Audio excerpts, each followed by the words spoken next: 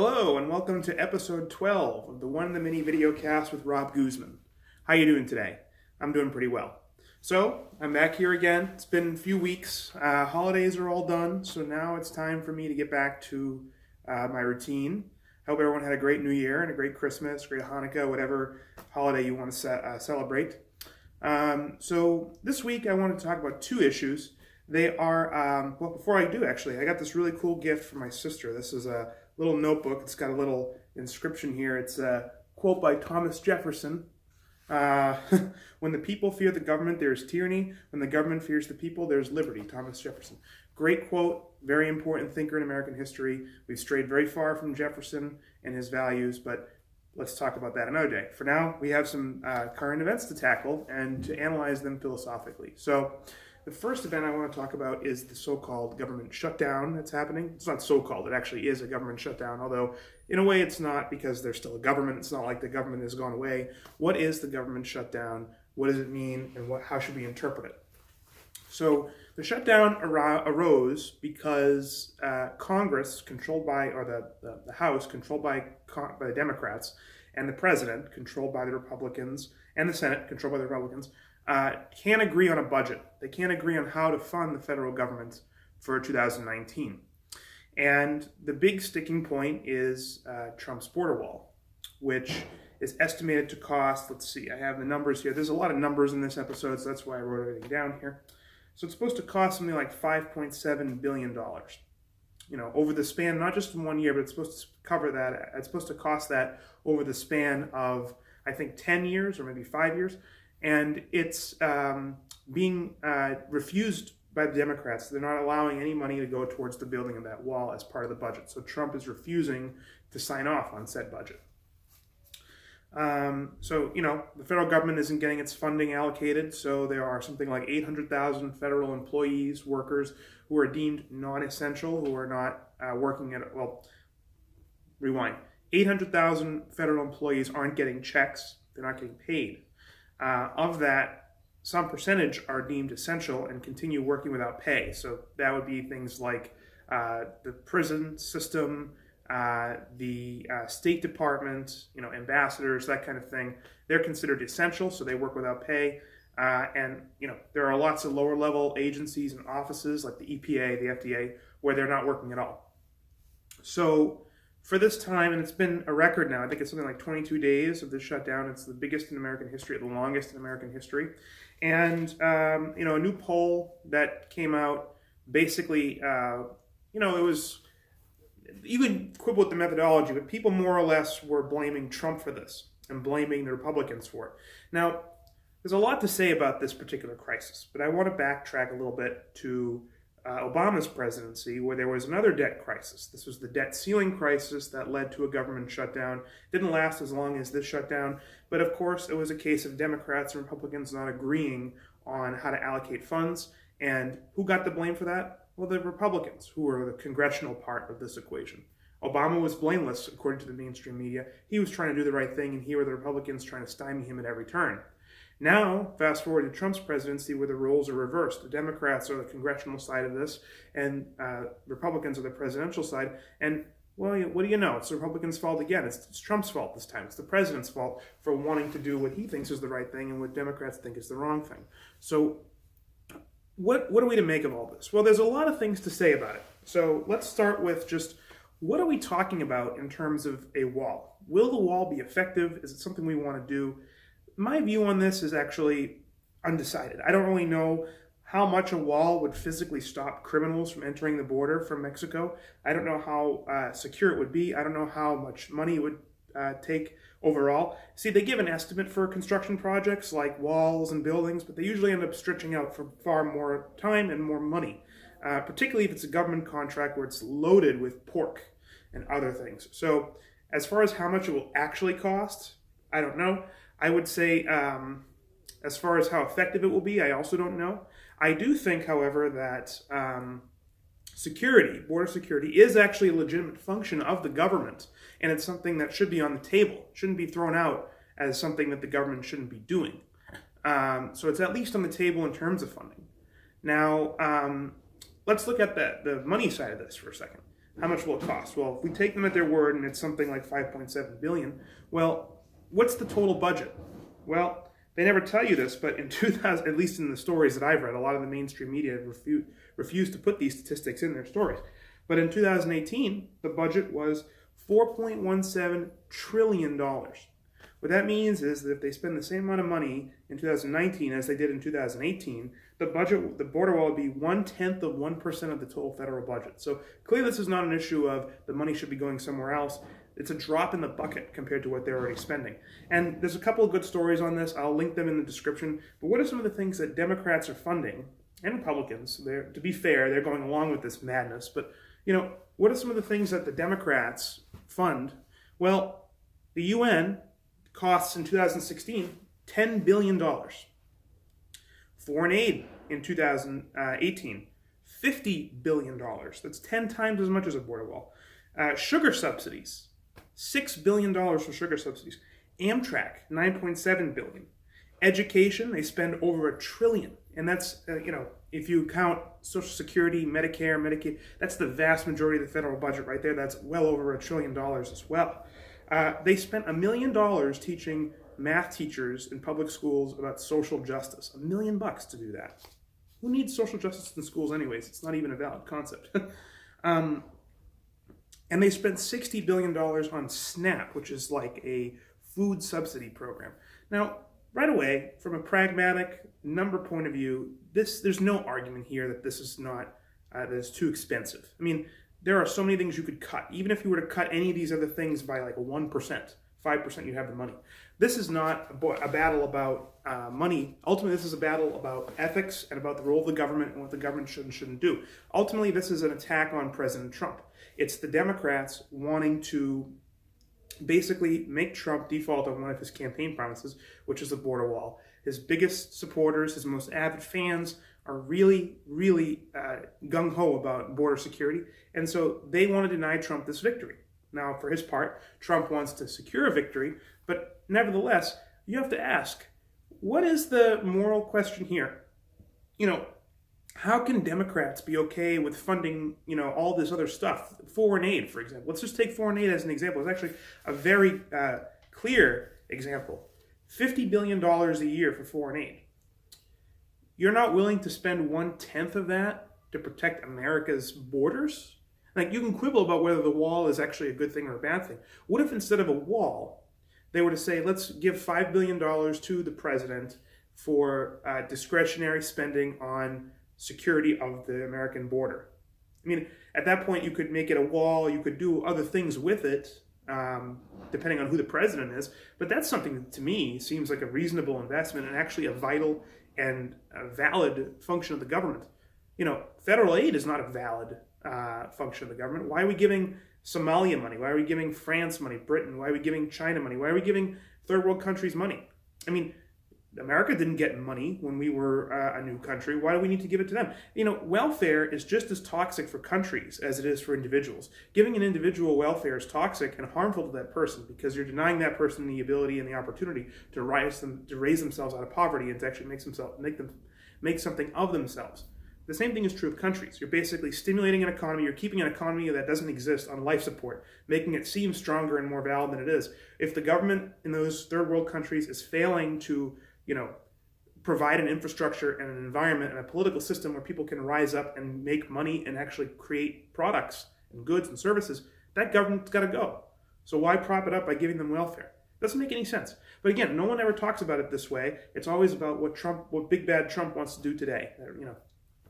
So, that's one big question about this, is the border wall. Now, there's another thing about this whole shutdown that I want to mention, and that is it kind of makes crystal clear, at least to me, how irrelevant a lot of what the government does is, and how we don't really need it. So, for example, people were making a big hullabaloo. There's a whole story, and I'll link to it, from NBC News about how this whole shutdown is a precursor to what they're calling a doomsday scenario. So a doomsday scenario, they're saying if this shutdown lasts for more than a few weeks or a few months or, God forbid, a couple of years, what will that mean for people? Well, some of the numbers they cite. They say it's going to be complete doomsday. The stock market's going to plunge. You'll have 2 million people who need rental assistance who aren't going to get it. You're going to have 38 million people receiving food stamps who will no longer get it. You're going to have the $60 billion I mentioned earlier for food subsidies, people not getting it. Why are these people getting it? Why are we giving people rental assistance? I pay my own rent.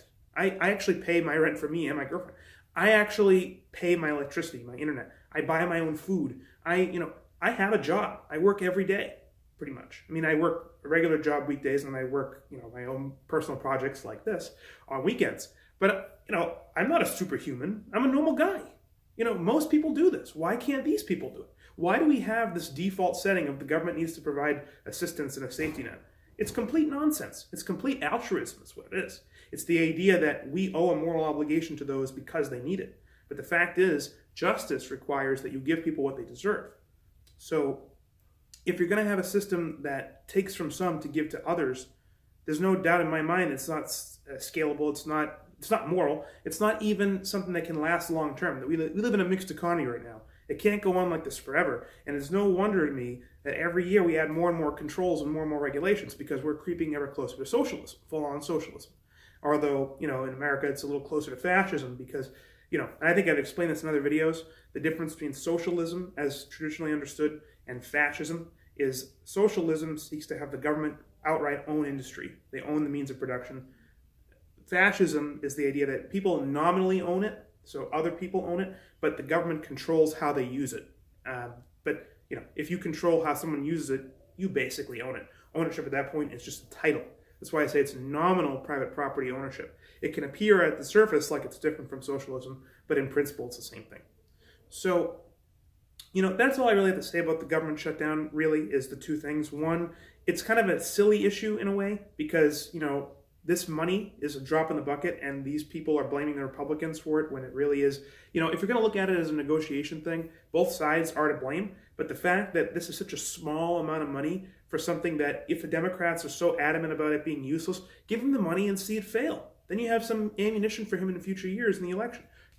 Why these people don't do this just boggles my mind. I mean, the fact that the Democrats are the champions of big government and they're the ones who are going to suffer if the government stays closed, right? They're the ones who want to have all these offices and all these things. What's going to happen if this shutdown lasts a couple more weeks or a couple more months or even years? What's going to happen is people aren't going to have the money, right? So people who are formerly working for federal government doing things like the EPA and the FDA are going to actually try to find jobs in the private sector or die. I mean, either that or go on charity or move. I mean, these are all options, but at the end of the day, there's going to be fewer federal employees overall. They'll find a way to survive, just like everybody does when the chips are down and their back's against the wall. So the government will shrink as a result of that. Don't the Democrats see this? I mean, I'm not evil, so I'm not advocating for what they're advocating. But, I can at least put myself in those shoes and say, man, this is actually really bad for us. But they don't see it that way. So we'll see what happens. One last thing I'll say about this. Sorry, this is kind of all over the place. I'm coming back into doing this. This has been a little while. Another thing about this. So Trump's been talking about using this border wall issue as a pretext for launching what he calls emergency measures, like declaring a crisis at the American border and then using money that exists today in the federal coffers to construct a wall, a discretionary wall, on the basis of it being an emergency without congressional support or authorization. So I would say that this should be done. Not done. I mean, I think it should be done as a last resort, but it shouldn't be done in this situation at all. Why? Not because I don't think the border is an important issue, but because I think it's a bad precedent to set. You're giving the government, you're basically violating the Constitution. You're saying, what is the realm of Congress, which is how to spend money and tax people, is now being reappropriated, taken over by the president, which is not something that the founders envisioned. That's the whole point of our Constitution and the federal government, is to split and divide power, so it's not concentrated in one office. So I would say that's a bad precedent. And this time it's Trump with the border wall, but what happens in 4 years if it's, a Democrat who's preaching the Green New Deal, which we'll get to. Actually, that's the second issue I want to cover in this discussion, is the Green New Deal, although it's more about Cortez, who's kind of a rising media star right now. But what's going to happen when Trump's out of office, when we get someone else in there who's going to use the same precedent that he did for even more nefarious things, declaring, for example, climate change, which, as I've mentioned in a previous video, is not an issue, as a national emergency. Then all of a sudden they start taxing banks, they start shutting down industries, they destroy the energy industry. They'll do all these things in the name of the emergency, and they'll have no recourse because they already used up their constitutional argument by saying, we did it for the border wall, why can't we do it for the climate change issue? So I would say, you're playing with fire when it comes to this kind of thing. Don't declare emergencies all willy-nilly. And hopefully Trump, the pragmatist, sees this. I don't think he does. Hopefully one of his advisors sees it, and they tell him not to. And I suspect they do, because he hasn't done it yet. And if this were just Trump, I don't think he would be as restrained. I think he would have just done it a week ago or 2 weeks ago. So that's the shutdown. The next issue I want to talk about. So this I've titled here, Green New Deal, but what it really is about is this woman, Alexandria Ocasio-Cortez. So she was she's a kid. She's 29. She's a millennial. She's brand new in the House. She just took her office this January as Congress convened. So she's brand new. She's a freshman freshest of the freshmen. And, her victory, which came out a few months last year, was very much heralded in the media, because it was, this small-time girl, this barista or, bartender, this Latina, we'll get to this in a second, this ridiculous thing. She's this from tough roots in the Bronx, coming up and displacing a centrist Democrat who's been in the office for a long time. And people at the time were kind of like aghast, and now it's like, wow, she's really got a following. There's a huge amount of Twitter supporters that follow her, and she's being interviewed left and right by the mainstream media.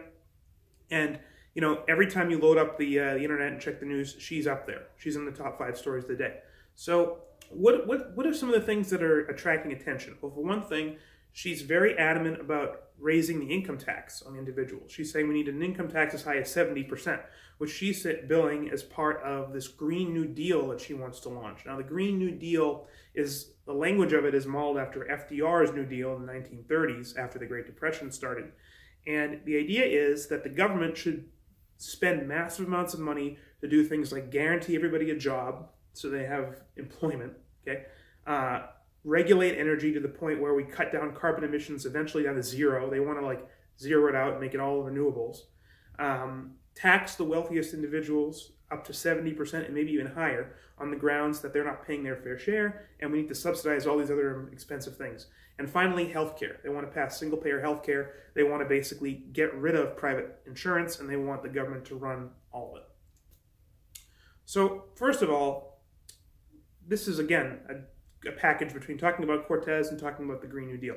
Let's dispense with this Green New Deal. So first of all, 2007 is when this first sort of was floated by a guy named Thomas Friedman, who's a journalist at the New York Times. And, he talked loosely about a Green New Deal type of thing, where the government would encourage, renewable energy and do all this spending to help people in poverty and bring us to a more equal society. Now the Greens and the Democrats and the leftists, the socialists, are basically trying to bring this back and make it happen.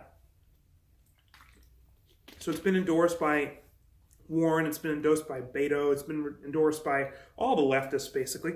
And Cortez is the poster child for this policy. So what do I have to say about it? Well, first, let's go to the regular New Deal.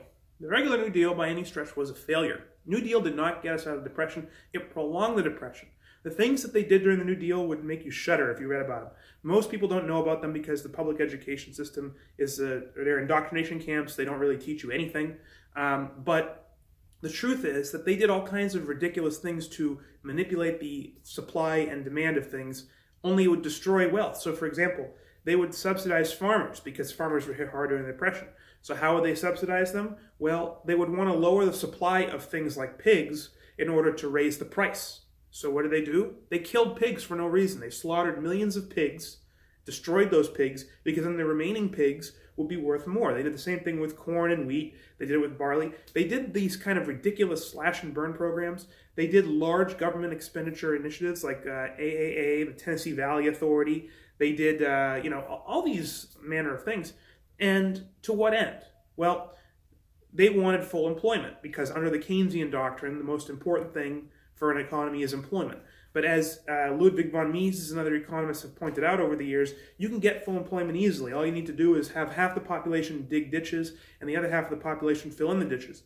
Boom, you have 100% employment. Everyone has a job. But you've produced nothing. In fact, you've destroyed things because people are now doing useless things rather than producing values. So you actually lose out. There's an opportunity cost associated with all that. So there's a term for that. They call them boondoggle jobs. And a boondoggle job is a job where you don't really produce anything, but it's there basically as a token to keep you employed and keep you busy so you don't cause trouble and become another mouth to feed. So what the Green New Deal is basically taking the American New Deal and putting it in a context of we need to also consider climate change as the next issue. I mean, Cortez has said something like we need a new Marshall Plan, just like we fought the Nazis, we need to fight climate change, as though that's the same thing. So I've done a video on climate change and how I think it's bogus, but as far as it being a national emergency and us needing to do all these things. But at the end of the day, one thing about Cortez and this whole Green New Deal that's worth mentioning, conservatives and libertarians have gone around mocking her on social media. They've mocked her in the media. They've called her stupid, ignorant of economics. They say her math doesn't add up. That's all true. But one thing about her that you have to fear, and I fear this because I think that she's a bellwether. She's the cookie cutter mold for the next generation of leftists, which is don't tackle these things on economic or practical, for practical reasons. Do it for moral reasons. So she gets out there and she speaks about morality. She says, look at this, what we're doing to immigrants. ICE should be abolished because, there's children in cages and it's immoral for us as Americans to sit in our wealthy country and not let other people come in and, reap the benefits of what we have. She wants complete egalitarianism across the whole world. At the same time, she talks about people who are too worried about being factually correct. So she said in one interview, which was on 60 Minutes, she said, there's a lot of people more concerned about being precisely, factually, and semantically correct than morally right. So notice two things about that statement that are revealing. Number one, she's saying, listen, my facts may be wrong or muddy or distorted, but it's morally right to do this. So she's not making an argument that this is practical. She's making an argument that it's the morally right thing to do. She's speaking my language in terms of, coming at this from a philosophical, ethical perspective. Very few people in public policy and in the government do this. Some do, but usually they'll default to the pragmatic economic reasons. For example, she wants a 70% income tax on the highest earners. Well, people like, what the heck's his name? The former economist, former economist Paul Krugman at the New York Times, he basically comes out and says, well, if you look at the tax rates in the 1950s, people were paying up to 90% income tax, and that was a good time, that was a prosperous time. So it's just practically useful to have high taxes on the rich. That leads to better outcomes. She's not making that argument. She's saying, even if it didn't end up in exactly the right situation where people are better off, it's the morally right thing to do because there are some people who have more than others. See, there's a gap, and the gap has to be shrunk. Even if lifestyle for everybody goes down, it's more fair and it's morally right to do that. By the way, on Krugman's point about the rich paying, 91% in 1950, that's bogus too because, first of all, you can first say that in the 1950s, America wasn't doing so well. The only metric that really says we were doing well is GDP, which includes government spending. In terms of what was produced, in terms of what was actually created, our economy wasn't doing any better in 1950 than it was in, say, 1930. The difference is that we weren't at war, so we basically had more people coming back. People were willing to work more because they didn't have to fight, in Europe. Women were basically leaving work and going back to have children. Actually, if you look at, the so-called gender pay gap, this is another interesting factoid. It's kind of an aside, but if you look at earnings of women, how they did economically in the 1920s and 30s, it was actually better than it was in the 50s. If you think about it in terms of, how much were women making and how many women PhDs were there, how many women CEOs, how many women, high-level employees. Well, it turns out the reason is because in the 30s, men left the workforce to go fight. More jobs were open, so women took over those jobs because there was a need for it. Once the war was over and men came back, what happened is that women made a choice to have children. In fact, the number of children per family went way up in the 50s, and then it declined later in the 70s. But that was only after this whole sexual revolution and the whole civil rights movement. Before that, women were making the choice to stay home and be moms, and they had higher birth rates as a result. Where do you think the baby boomers comes from? It comes from that decision to go back home and have children rather than stay in the workplace. So again, it's not discrimination that did this to women. Women made this choice themselves, but that's a different issue. So for one thing, the economy really wasn't roaring in the 50s the way that these leftist economists like to say it was. And second of all, no one paid the 91% tax, or very, very few people did. There were a lot of loopholes. There were a lot of things that offset it. Social Security was structured differently. Healthcare was structured differently. In fact, if you want to look at it honestly, the thing you'd have to look at is the average marginal tax rate of the 1950s, and that was actually quite low as 30 or 23%.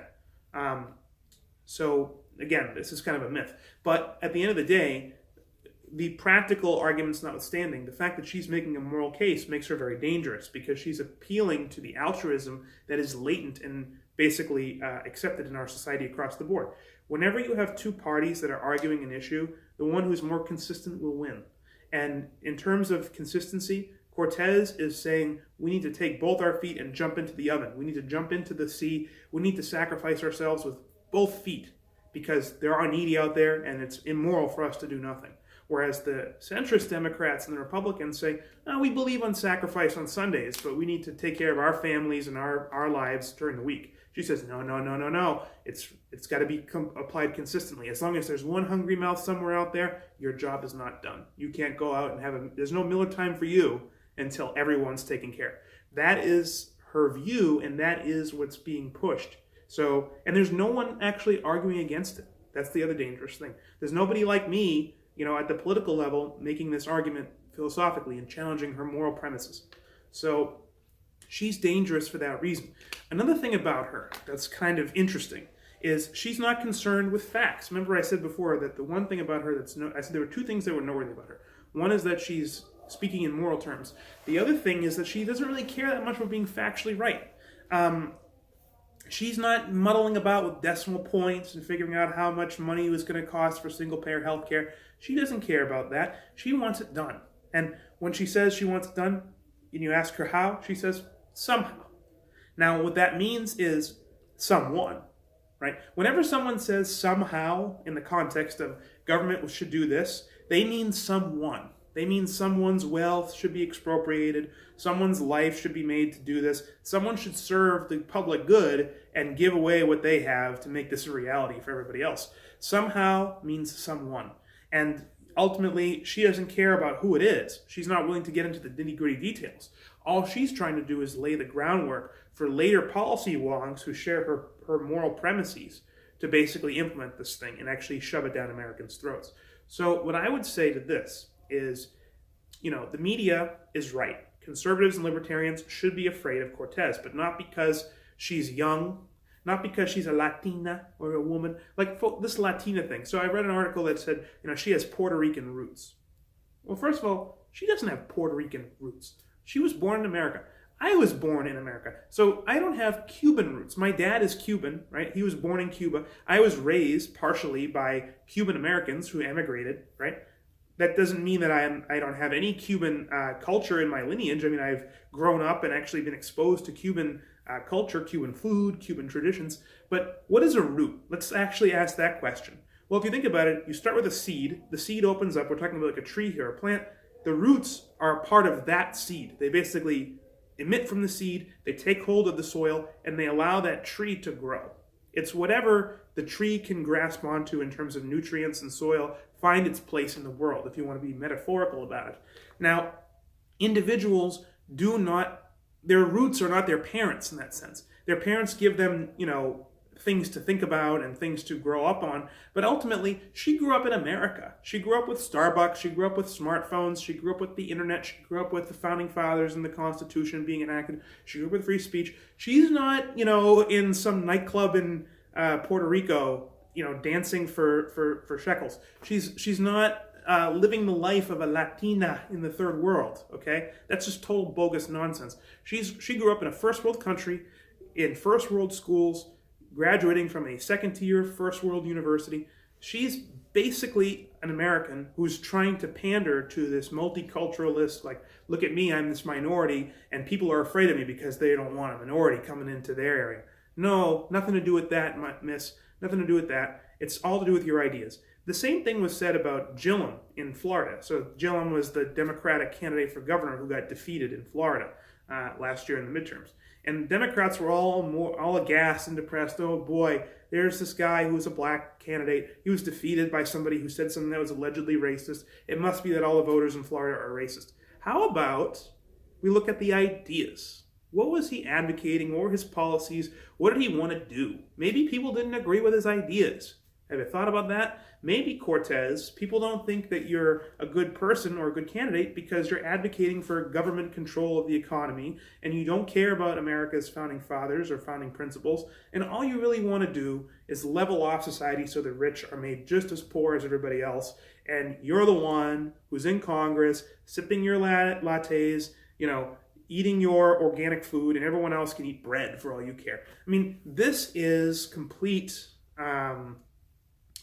It's altruism, but it's a complete non sequitur to say, here I am, this new freshman rep.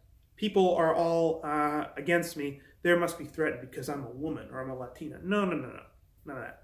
So let's dispel that.